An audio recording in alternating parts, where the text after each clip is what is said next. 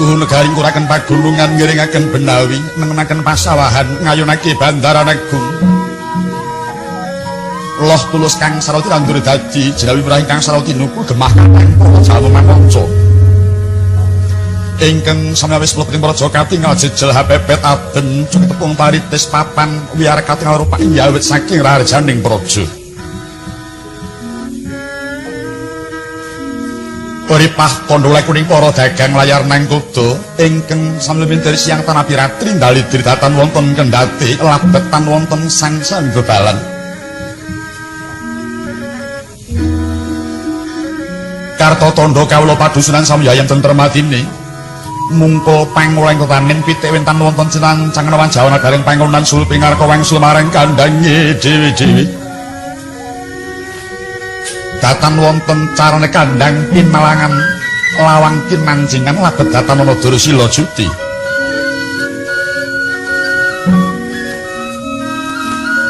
Raharja ting paramuka Pramantri Bupati Samya Kuntap kautamani Dipya Wiratama tansah mbudidaya luhuring sang katon tuwin wibawaning nagari Ndwarawati.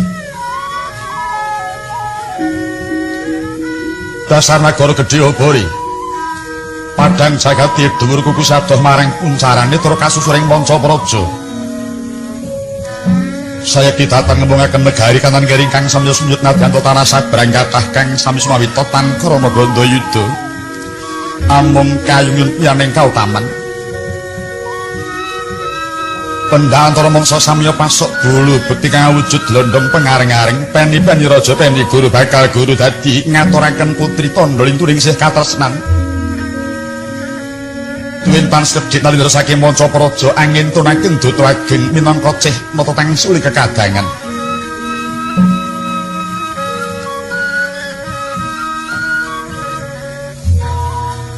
Wanang dinucapna jejuluk ing sang katon ngergali praja. Jejuluk Prabu Sri Bathara Tresna.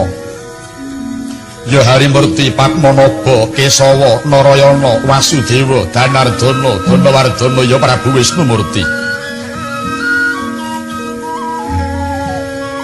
Mila jejuluk Prabu Sri Bathara Tresna katingal cemengraganing Sang Prabu terus ing balung sungsum teka ludirane. Yen ayam hayam cemani keni kinarya sarana. Jejuluk Prabu Harimurti yekti dadi musikaning para muda. Padmanaba Padma kembang naba wadah kinarya wadahing Sekar Wijaya Mulya panguripane wong sabumi kang durung winanci. Jejuluk Prabu Kesawa panah linuwih sugerik mahakarya pasendrengganing salira. Jejuluk Prabu Wasudewa nyata atmajaning Prabu Basudewa maksih darah Wasu. Jejuluk Prabu Narayana yekti dadi warnaning para Jawata. Jejuluk Prabu Danardana wong sugih apa sacetane dadi teka kang kinarsakake. Danawardana sedina dina tansah utawa Candra panyayah ilining tirta narmada. Jejuluk Prabu Wisnumurti Wisnu Sawantah mila data samar marang mubah musi ing jagat.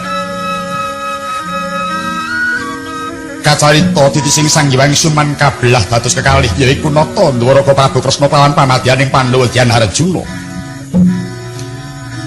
Kena kaupamakna kembang lawan sarine geni lawan urube kembangi Kresna sarine Janaka geni Narayana urube Dyan Permadi. Upama suruh lumah kelawan kurep lamun kadul beda wujud ing iki tunggal rasane.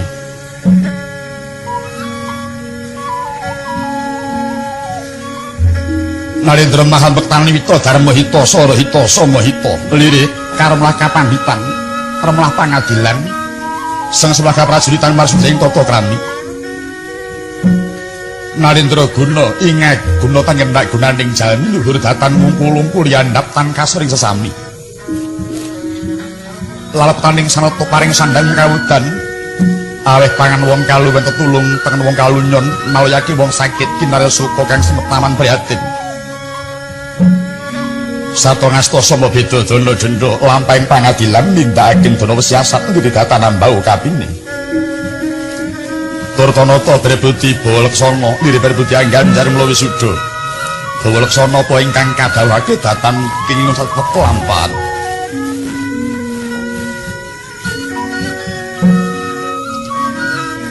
Lamun to dinungkul luring sang katon tuwin waring jajahan kaya saratri datan wonten pedhotipun Kakang Hamrawing kawisinigek. Nuju hari somo kepareng miyos sinuwa kaning sedhit katurata lenggah dampar denta pinalipiting kancana pinating warna kagelaran permadani. Sinebaran sari-sari ginanda widul sasebat kasturi kahaya para parekan kang ampil upacara nata. Arupi bebek mas pintok mas banyak dalang sawenggaling harja walika kacung mas diwanggih ingkang sarwa rukmi. Katingal kinebutan lar dadak kanan tanah pikir ingkung mas ngambar gandaring sang katon nganti prating panguraan sirna kamanusan cilondro opan yayah sang Hyang Sumangkang jawantah kahaya para hapsari.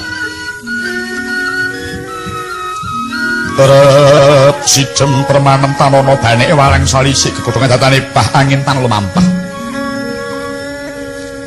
Among lamat-lamat kapiyarsa swaraning pradonga ngrangin binarung pangling Widiwati kang anyut-anyut kasambet koceng ukila kamenceng pacak suci. Duwe nadi kriya gemblak pandhe gendeng yang kemasan hanambut karyane sowang-sowang pating calang-calang pating calang krimbal ganti lir swaraning senggeret nong yo kang sinebat Manjaraga. Pamimbi marang asri remping pananggilan.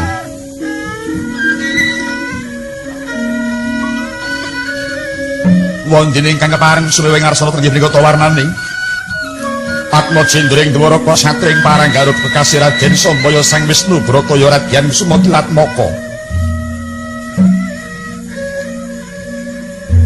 Sumambung pungkur yayah prayat neng kewuh kadang nata maksih kaipe satriya saking lisan pura inggih saking swala bumi nenggih Raden Harya Setyaki. Ya Raden Bima Kunting Singa Mulang Jaya Wresni Wira Tambak Yuda ya Sang Yuyudana ing Jawi Ander balabar piswaning para narapraja wiwit saking Bupati Sebo kang sebatan Kangjeng Lumarik Bupati Anom Wedana Penewu Mantri Lurah jajar sapanunggilane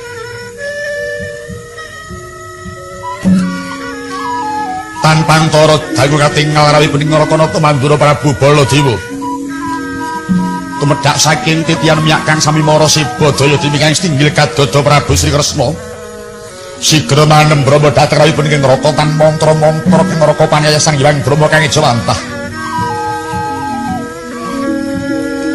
mangkono wijiling pangandika ingkang dereng kawiyos ing lisan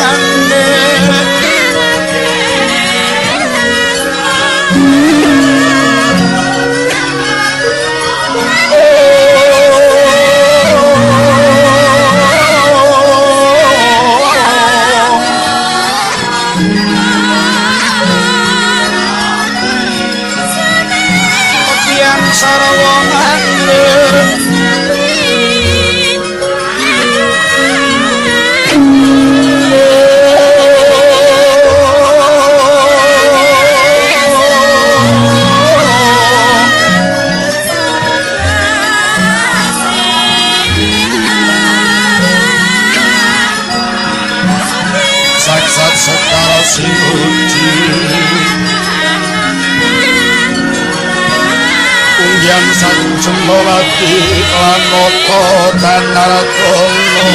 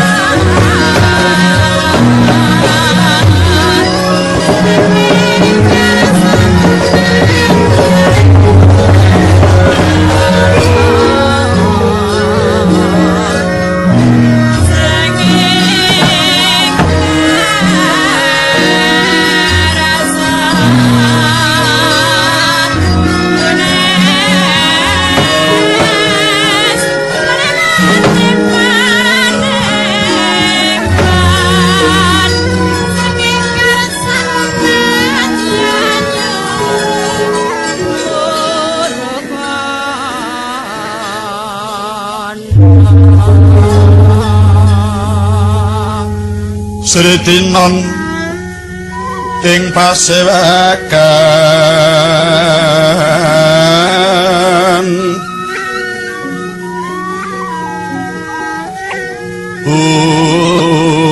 busana maneka warna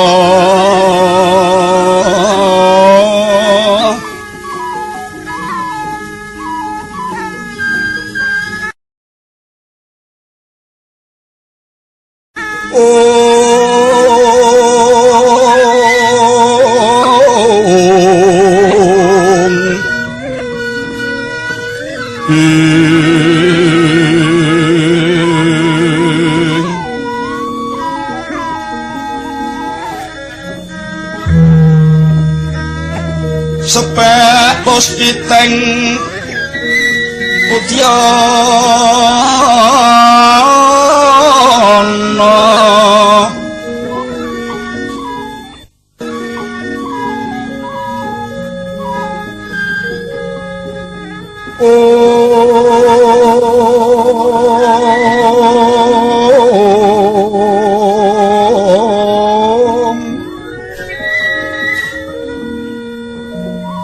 Nyuwang panjrahing Sarawarukma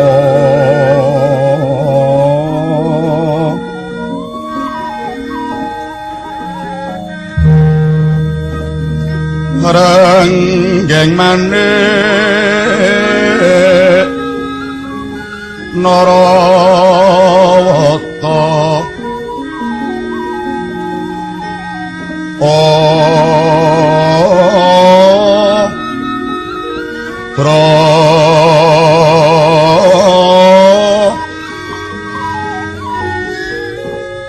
Prabanya sumirat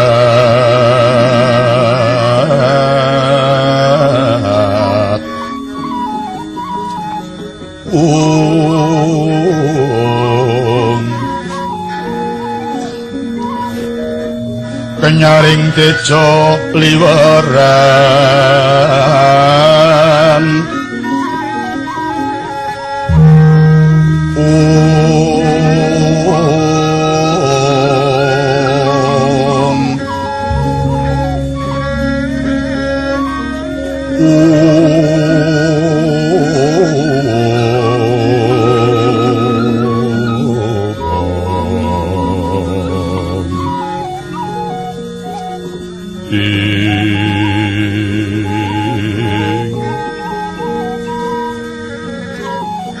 lir kilat sisiring dadet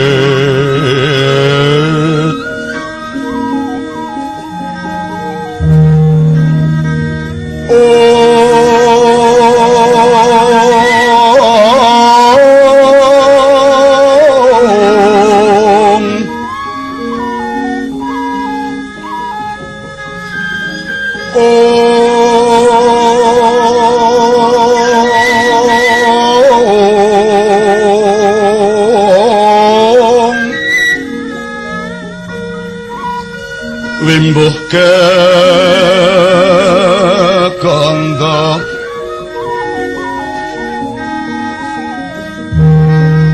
hamre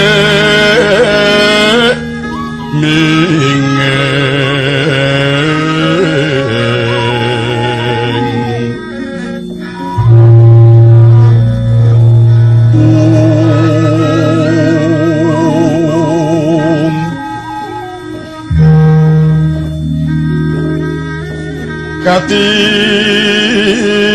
yuping maruta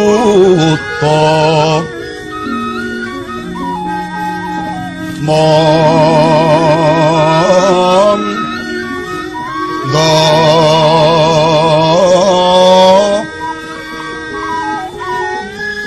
saparan mangambar kungas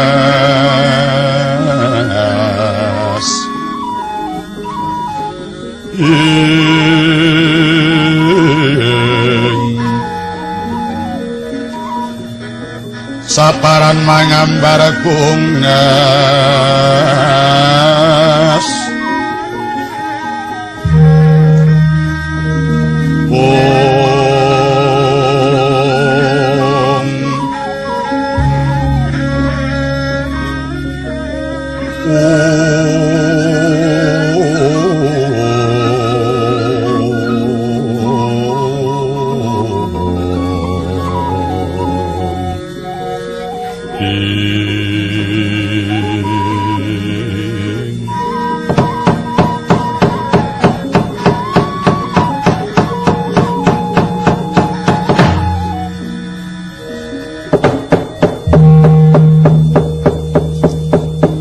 Didem jroning pananggilan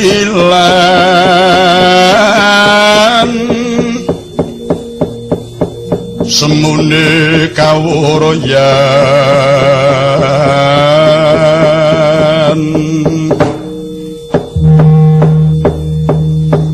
wikatining karasa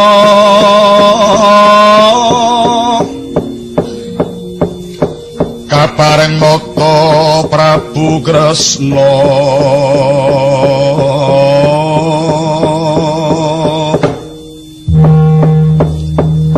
kang miyos tinangkil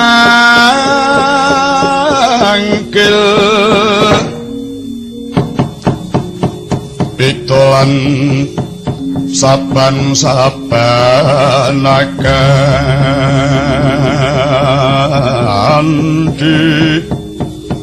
Prabawa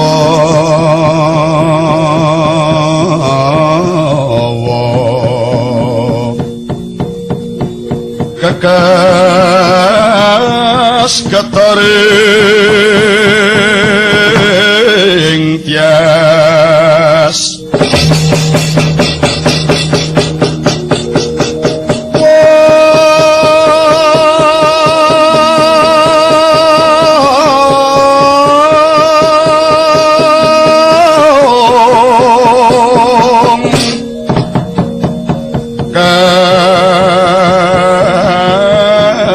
sami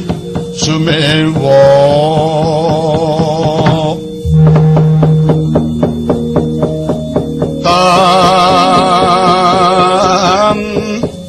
ana nyapa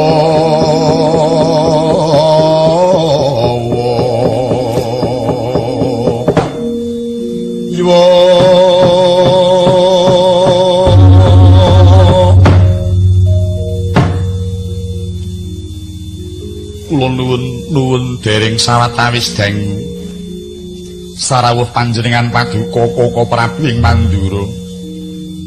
Ri paduka kula ngaturaken tasgahan panakrami permbagi mawantu kunjuk wonten ing sahandhap padanipun paduka Koko Prabu ingkang katemben rawuh. Latal. Yai Prabu. Yai Prabu Sri Bathara Kresna kadhahat kateja kalingga murda sih panakramaning paduka Yai Prabu lulus raharja praptanipun Kakang Niskala. Ora liwat amung bali pudya pangastanipun Kakang tumrap marang panjenengan paduka Yai Prabu. Kula winginggih Koko Prabu kacadhong tangan kekalih kapundi wonten mestaka dadosa jimat paripih. Paring pangestu saking panjenengan paduka Koko Prabu. Kula suwun mugi keparenga pinarak lenggah ingkang prayogi Koko Prabu. Iya Yai. Kaya tan kurang prayoga pun Kakang Abiyantara ana ngarsa paduka Yai Prabu. Duh Koko Prabu andadosaken bingah paraos sing manah. Dupi kula nampi rawuh paduka njeng Koko Prabu tan mantra-mantra Koko Prabu panyayah Sang Hyang Brahma kang ejawantah paring kanugrahan dhateng ri paduka ing Dwarawati. Namung wonten kuciwanipun sang kedhik Koko Prabu labet ri paduka mboten saged manembrama satataning nampi praptaning tamu agung. Krana menapa inggih labet Koko Prabu ingkang mboten paring dawuh langkung rumiyin. Menawi Koko Prabu paring dawuh langkung rumiyin ri paduka tata-tata wonten ngalun-alun amethuk titian kreta kencana Kyai Jaladara. Sumawana kula dawuh Yai Ratu Jembawati ora ministya bama. Sawis tirta sindhus taman ingkang winadaning sangku kagem hamiji dhateng ampian paduka njeng Koko Prabu. Latal.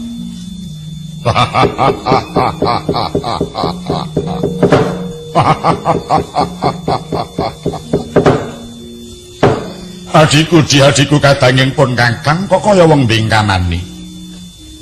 Yai Prabu, pun Kakang ngrumangsani datar atur menika luwih dhisik. Awit pangrengkuing pun Kakang. Pun Kakang tumedhak marang Praja Ndrawati tanpa beda kaya dene pun Kakang kundur marang Praja Mandura dhewe Yai. Duh Koko Prabu. Sangat ngaturaken panuwuning tanpa upami kepareng paduka amengku nagari Ndrawati kados nagari Mandura piyambak. Yai Prabu iya. Sasampunipun satata pinarak lenggah duh Koko Prabu. Daya-daya paduka nyuwun dawuh wonten wigatos ingkang pundi? Keparingipun Koko Prabu rawuh wonten ing kraton Dwarawati. Yai Prabu. Sumengkaning pun Kakang Mandura Prateng Praja Ndrawati lampun kena ndak pirang ana pirangan triprakara. Ingkang sepisan sawetara swingganipun Kakang panwuningane marang gumelaring Praja Ndrawati. Kaya ngapa mongko kewareng bungah tiasing pun Kakang bareng pun Kakang sumurup negara Dwaraka saiki wis beda kelawan Dwaraka kang kepungkur.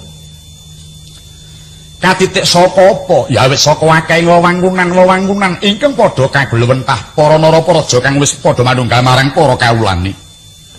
Luwih-luwih pun Kakang nyemurupi gumelaring pategalan lan pasabinan ingkang den garap para kadangan wong tani. Anggone padha gumerigat terus gemergut angayahi darmane dewi-dewi kacih lamun ta Praja Ndwaraka ora kekurangan boga kelawan wastra. Luwih-luwih pun Kakang nyemurupi gumelaring para putra siswa kang padha ngudi undak ing anggayuh pimbuwing kawruh kacih lamun para kawula Ndwaraka wis padha cancuk taliwondo ambrasta marang Triwuta. Apa maneh Yai bareng pun Kakang nyemurupi papan-papan pangibadah kebak para kawula kang padha sungkem marang Gusti kacih lamun ta para kawula tekun ing pangibadahe ngandelake ngreh agamane percaya kelawan Gusti lan utusane ingkang mangkono Yayi Prabu besok kapan Praja Mandura kaya dene kawibawan paduka Yayi Prabu inggih awit saking pangestunipun Koko Prabu kados mekaten menggah gumelaring nagari Ndhurawati Yayi Prabu iya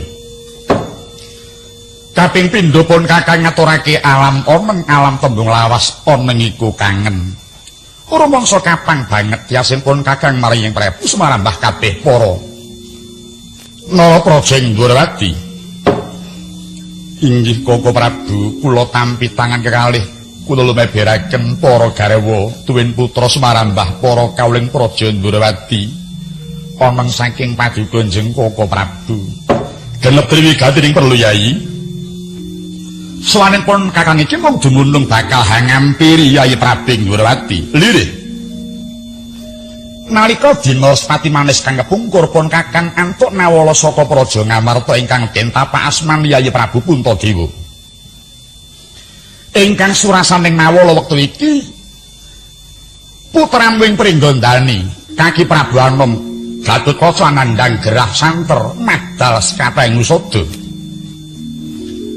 nadyan wis katirahake saka ing Pringgondani jemujug negara Ngamarta yawadene durung katon mendaning putra Gusti Tetuka ingkang mangkono Yayi Prabu banget nuripun kakang sak kepengin bakal nyumurupi mungguh kaya ngapa citraning putraku ing Pringgondani lampun kakang bala pitung tak kira Yayi Prabu gawus antuk nawala saka negara Ngamarta kang surasane tanpa beda kaya kang wis ndak tampa ingkang mangkono Yayi muraya diagi ingsun kanthi daya-daya lumahat marang negara Ngamarta mertuwi marang kang dadi roganing putra ing Pringgondani Yayi hatta para hapsari tumonton ing sang Dwija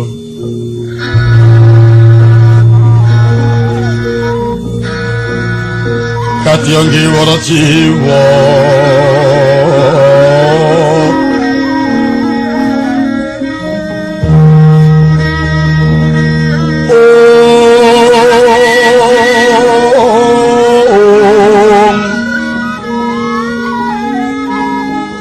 kagagas sing tias dahat kewraning karyanira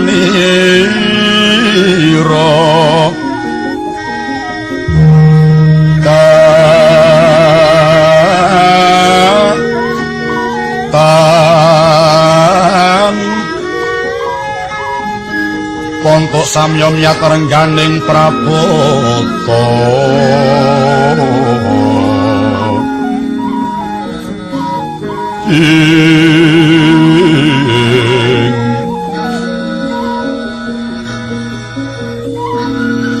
ora ning kadhep kumelapindo pangawening sang Dwija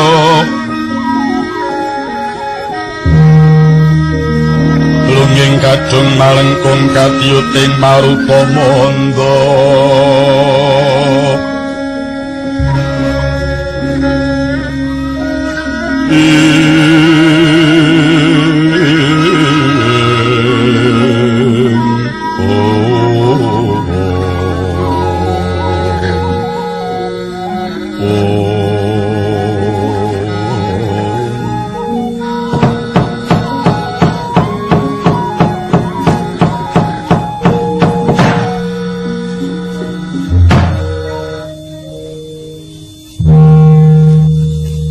kawula nuwun inggih Koko Prabu samendang boten karempit pangandikanipun Koko Prabu sampun kula tampi kanthi trawaca kepareng paduka Koko Prabu ngantiri paduka kula kadawan nderekaken tedhak paduka dhateng negari Ngamarta wigatos mertuwi dhateng putra kula Tetuka ingkang wekdal mangke nembe ketaman Wiyadi Yayi Prabu iya mila kaluhuran pangandikanipun Koko Prabu bilih Ri paduka ugi sampun nampi nawala saking Yayi Prabu Puntadewa ugi paring katrangan bilih putra kula Gatotkaca anandang ruga medal sakateng usada nadyan to samu sawetawis katirahaken saking Pringgondani jemujug ing Ngamarta parandene dereng ketingal mendho menggah roganipun Kang Putra ing Pringgondani. Wae watal. Yayi Prabu. Lamun ngelingi anak wing Pringgondani kuwi bocah selawase ora tau lara. Lara pisan wae kok ngeget. Lho aku iki nggumun ing ngatasi otot kawat balung wesi. Sungsum gegala kok ya bisa lara. Ning ora maido marang lekasing putra wing Pringgondani yen pinuju waras. Bocah arang-arang ana dalem praja.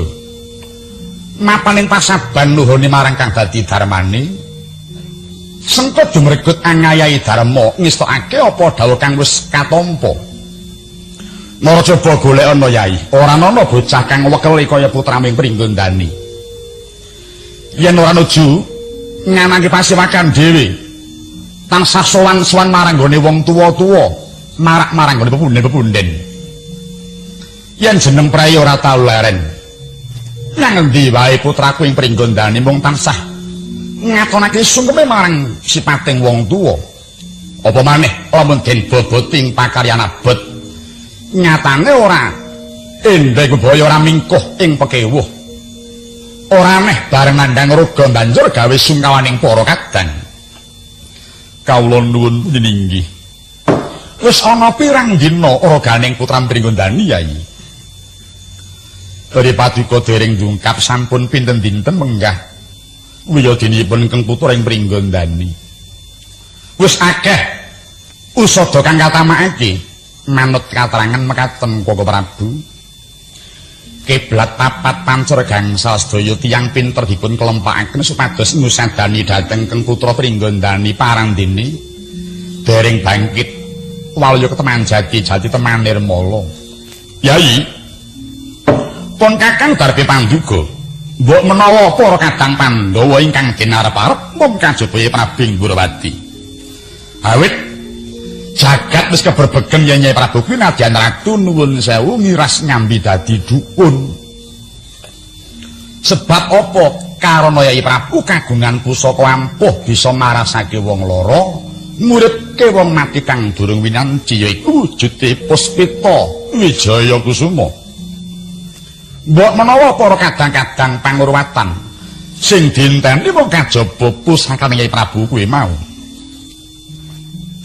Inggih kalihuran pangandikanipun Koko Prabu. Mugi-mugi putra kula pun ketuka menika mangke saged walya jati awit saking pusaka ingkang sampun kula gaduh nulinggih Puspita Wijaya Kusuma. Nyai Prabu ya. Ingkang mangkono Yai, aja nganti kesuwen. Ayo nggantak kanthi daya-daya. Mertuwi marang negara Ngamarta. Koko Prabu, pri. Kula mboten badhe suminggah ngestokaken dawuh pangandikanipun Koko Prabu, namung kula suwun keparenga semene saking sawetawis. Idep-idep monggo Koko Prabu kula dherekaken ngunjukaken panalongsa dumateng Gusti mugi paring tuntunan dumateng ingkang rayi saha Koko Prabu. Yai Prabu iya.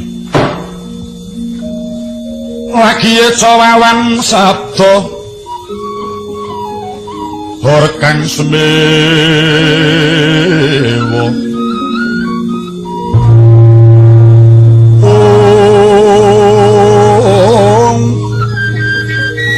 gegering pasewakan kathah samyana reka wonten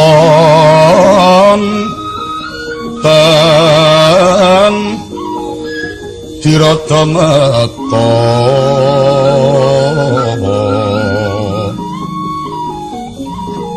pedhot ing wantilan saweneh anareka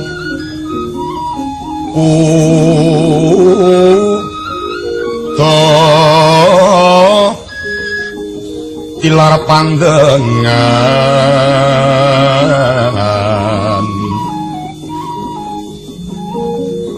lesang nindya mantri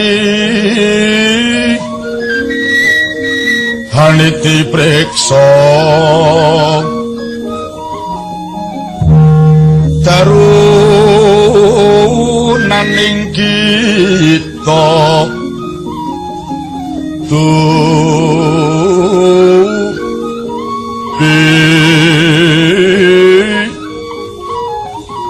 wusuning engkati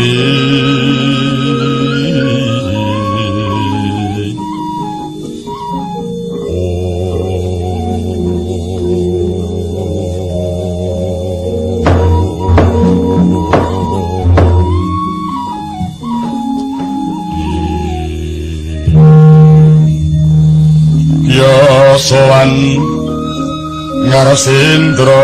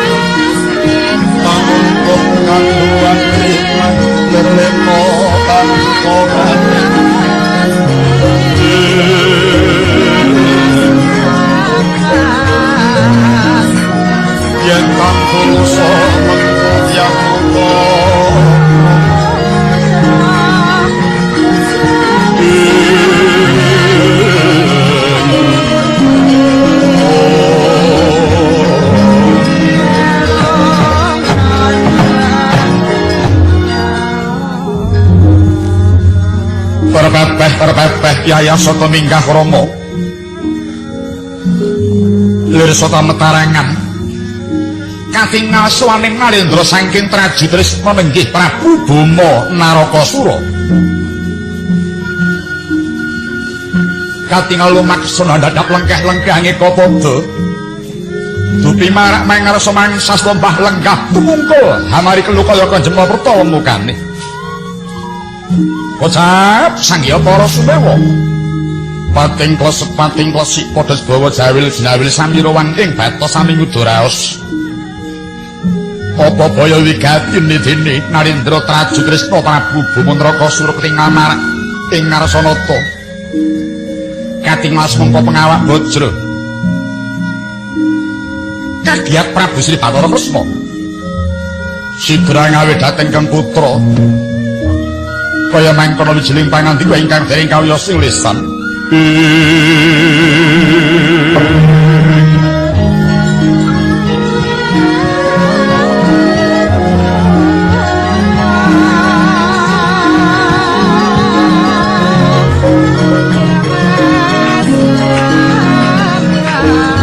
yen kang tulasa mengkutya utama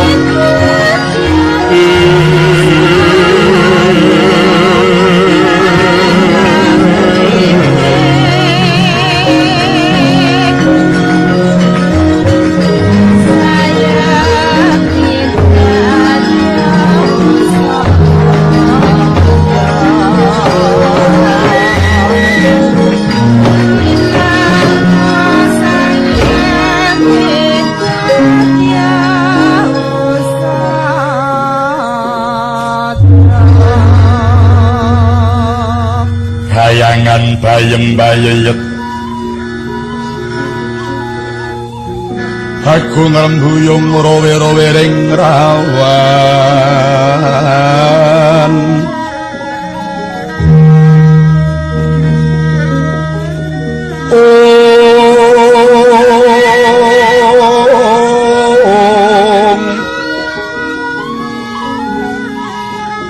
para taruturi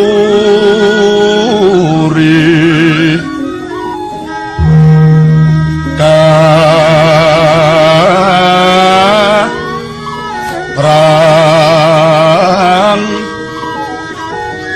dan gondang kedondong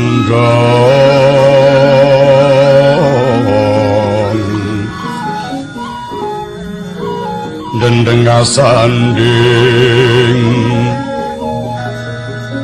dung-dungan kudi bengok-bengok mangok-mangok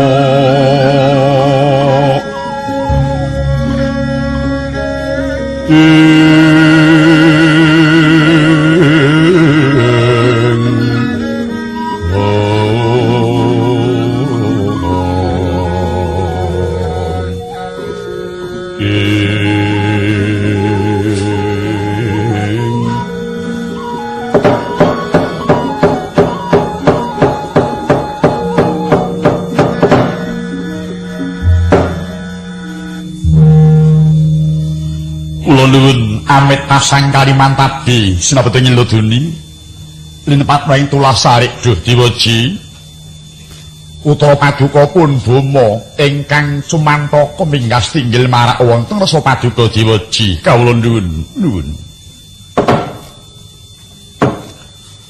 putraning Sun Kulub Bomo Narakasura padha kanthi Darja swaning sira Kulub marak ana ngrasaning panjenenganing Sun kawula nuwun lulus raharja pisowan kula nirbaya nir sangsaya diwaji wangsul kula ngaturaken pangabekti mugi kunjuk wonten ing sanepada Paduka diwaji kawula nuwun ya Kulub Bomo wis ingsun tampa sira ngaturake pangabekti pangestuku tampanana kacadhong pangan kekalih kapundi kados jimat paring pangestu Paduka Kanjeng Diwaji kawula nuwun wadalah anak anung anindita kula Bomo ingkang sowan nggih Bomo padha harja sak sowan munggir inggih wa Prabu Mandura dhateng kapundi paring perbagi Paduka wa Prabu wangsul sungkem kula mugi kunjuk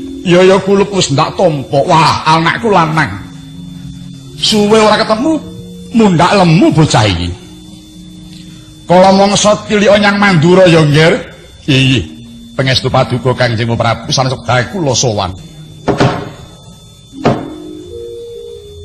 Kulub Stija sawise satata anggulira ngadhep ana ngarsaning Sun.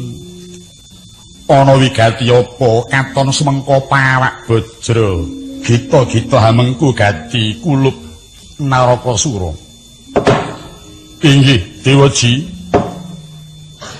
sawanipun putra Paduka ing Prajutresna kajawi kula ngaturaken pangabekti ingkang wigatos kula badhe unjuk uninga dhateng Paduka Dewaji matur apa Kulub estanipun putra Paduka Bomo menika gadah krentek utawi gadah pikajengan namung pikajengan kula kala wau pangeh lamun badhe maujud menawi tanpa wonten pangestu tuwin pambiyantu saking Paduka Kanjeng Dewaji sira Kulub bakal darebi kekarepan apa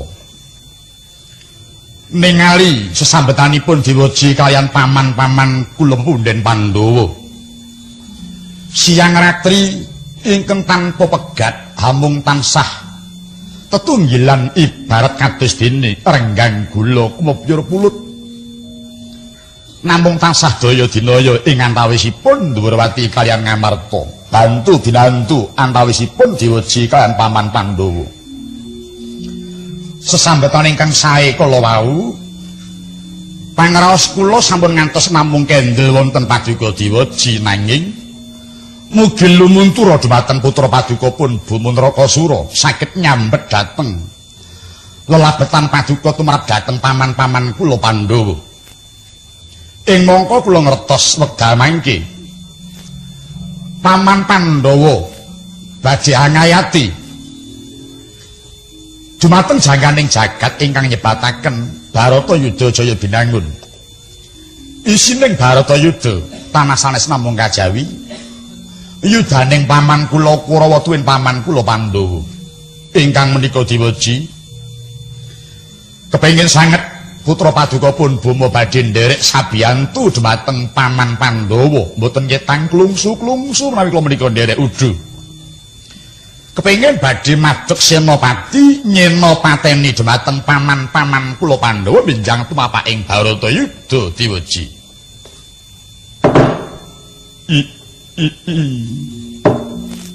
Iya jagat ya Dewa Bathara.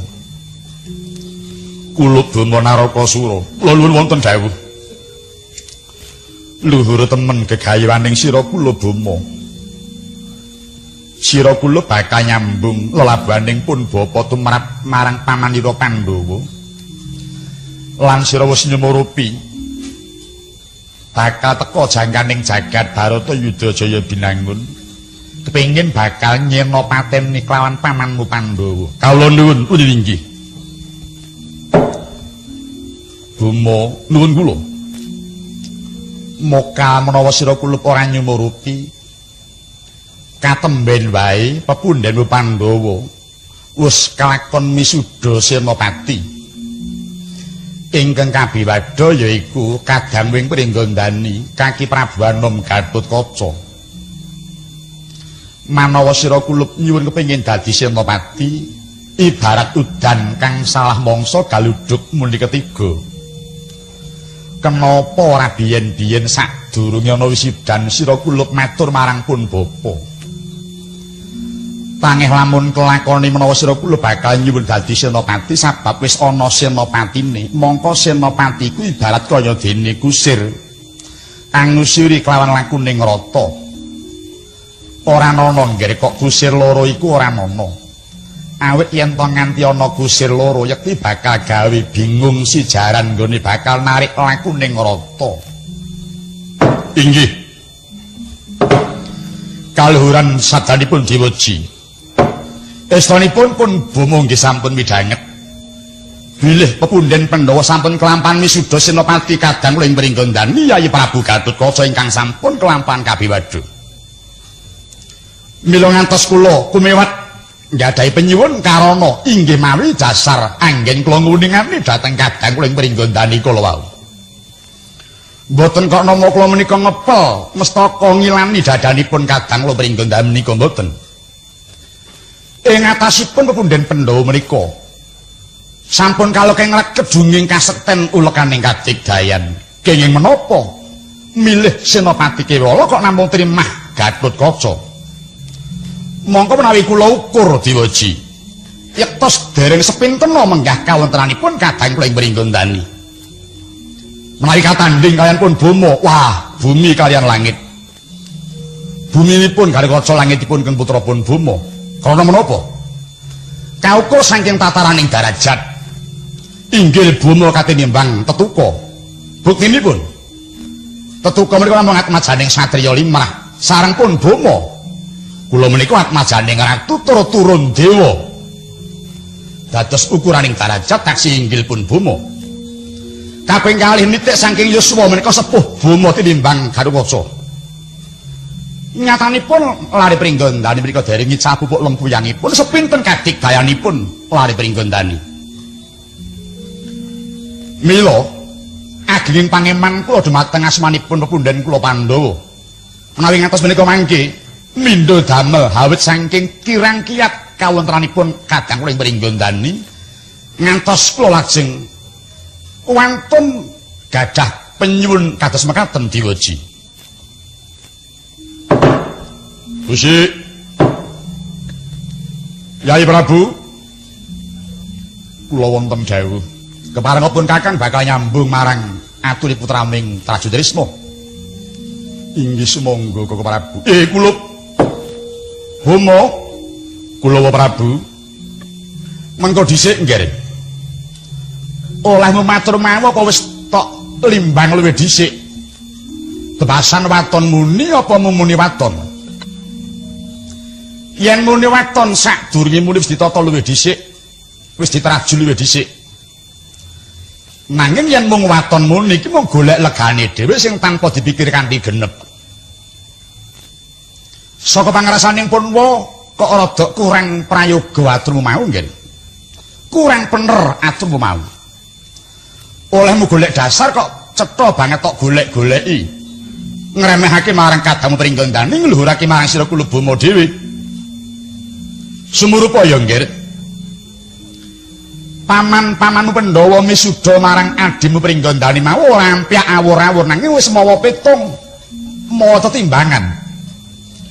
Sekabeh wong kang misuda marang sawijining wong kuwi wis mawa dasar. Nganggo dasar labuhan tur sing rembug ora mung wong siji loro nanging para paman Pandhawa kang usaha bipraya manunggal rembug kalahan para wakil-wakil lan para kauling Ngamarta. Tumrap bakal misuda wong undhaking darajat kuwi saka lelabuhan. Nitik lelabuhaning bocah Pringgandani kuwi ora sithik. Muka yen sira kula piye ora eling. Ing atase Gatotkaca lagi umur setahun wae wis disraya dening dewa. Nyirnakake Narendra saka ing ngiling wesi Prabu Kala Pracana biyen. Durung lelabuhan liya-liyane nggih. Ora kok banjur sira kula ngatonake ing bab tataraning darajat dhuwur bama tinimbang Gatotkaca. Ndak akoni pancen sira kula kuwi pancen turun dewa. Atmajaning ratu. Tetuka mung sawane atmajaning satriya. Nanging nadyan temung anake wong cilik yen pancen gedhe labuhane kuwi pantes winisuda, pantes diwane kapercayan. Nadyan to turun dewa anak ratu pisan. Nanging yen durung katel labuhane kuwi apa prayoga diwisuda? Ora kok jeneng pun wae iku angungkat-ungkat marang sira kula Bama, maraja eling-elingan lan petungan. Nalika kapan kok sira kula Bama labuh nyang Pandhawa kuwi nalika kapan? Percoba. Mongko umure genah tuwa kowe. Ning nyatane sepisan wae sira kula durung tau labuh marang pamanu Pandhawa. Ingkang mangkono ya nggih. Aja nganti aturmu mau keprungu kelawan pamanu Pandhawa. Gedene kemireng kelawan kadang wing Pringgandani mundhak gawe sirik ing ngadheming Pringgandani ya nggih. Iman-iman kuwi atmajaning kadang kuwi Ndhurawati. Yen nganti ana apa-apa sing bakal kelepetan kala ora munggeng Rama nadyan pun wis semono uga. Mula aku modremo ngelingake marang sira kula Bama. Nggih. Ya wis trima wae. Wektu iki kapercayan lagi tumiba marang ngadheming Pringgandani. Sapa ngerti? Besok tumimbaling kapercayan marang sira kula Bama Nrakasura. Sithik ana dongeng tak jipuk saka Babat Ramayana. Nalikane Prabu Rama bakal kongkonan nyang kraton Ngalengka. Wanara rebut ngarep kepengin diutus marang Prabu Rama. Sing cetha wae ngantarane anggota lawan Anoman. Kepengin sago kautus marang Prabu Rama. Nalika semono nganti dadi daredah ing antarane anggota lawan si Anoman. Ing kono banjur pinisah lawan Prabu Rama. Tumibaning pamilih marang si Anoman anggota dielingake anggota wektu iki kapercayan lagi marang si Anoman. Nanging ora kok jeneng aku bakal nyilikke labuhamu kuwi ora anggota. Mengko liya wektu bakal kelakon sira dadi utusaning jeneng ingsun. Mengkono munggo kang dadi sabdaning Prabu Rama. Iki ora beda kaya keng paman Pandhawa nggih. Wektu iki lagi tetuka sing dipercaya. Mengko gentenan ya nggih. Bubar adimu Pringgandani banjur sira kula Bama Nrakasura nanging kanthi dasar ngetokno dhisik reh lelabuhamu marang Pandhawa kuwi mau kula Bama Nrakasura. Nyuwun pangapunten Pak Prabu. Bama sowan mriki menika mboten sowan Pak Prabu ing Mandura. Bama sowan mriki menika sowan Kanjeng Dewaji. Saha malih nyuwun dukawa wekdal menika kula dereng betahaken wejanganipun Siwa Mandura. Kula namung badhe nyuwun pangestunipun Kanjeng Rama. Lho Gusti. Gusti. Weh, rada sengkring bocah iki. Bama, kula wonten dawuh. Naraca betung-etungen nggih. Keng Wong Mandura ki yen karo Keng Rama Ndhurawati kepernah apa? Kadangipun Werda wis ngerti sampun. La ing jana kadang Werda iku liruning Sudarma. Ateges pun Wong Mandura kuwi sithikake uga darbe wenang tumrap Keng Rama ing Ndhurawati sapap. Aku iki wakmu, pakmu gedhe keng kowe iki nggih. Sithik akeh jarene aku ya duwe kewajiban. Melu ngok mulatake langgula mentah marang sira kula Bama.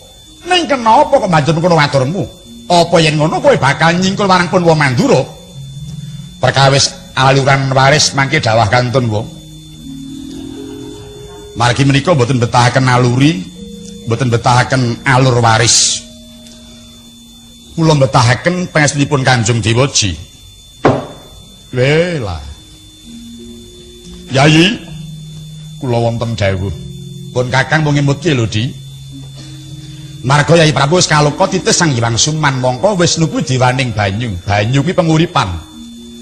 Yen penguripan menika wajib manjing dadi ketentreman ateges Yayi Prabu dadi diwaning ketentreman. Ingkang mangkono pun Kakang ora bakal kekilapan marang panggaling Yayi Prabu Durawati. Kawula ninggih. Kulup Bomo nuwun kula. Upamanipun bapa ora mengestoni, ora nglilani penyuwunmu kepriye nggih Bomo? Lah ta. Dewaji menawi ngantos Dewaji mboten nglilani penyuwun kula menika menapa mboten glintu. Sabab menapa? Monggo para menggalih Dewaji. Wiwit kula dados yoga paduka ngantos mriki menika gadah penyuwun menapa dhateng Paduka Dewaji. Kula petang kula dereng nate gadah penyuwun dhateng Paduka Dewaji. Kula ageng-ageng piyambak. Kula jumeneng Ratu Wibawa kula pados negari piyambak. Dereng nate gadah panyuwun, nembe menika kula gadah panyuwun. Kenging menapa Dewaji boten ngudaneni?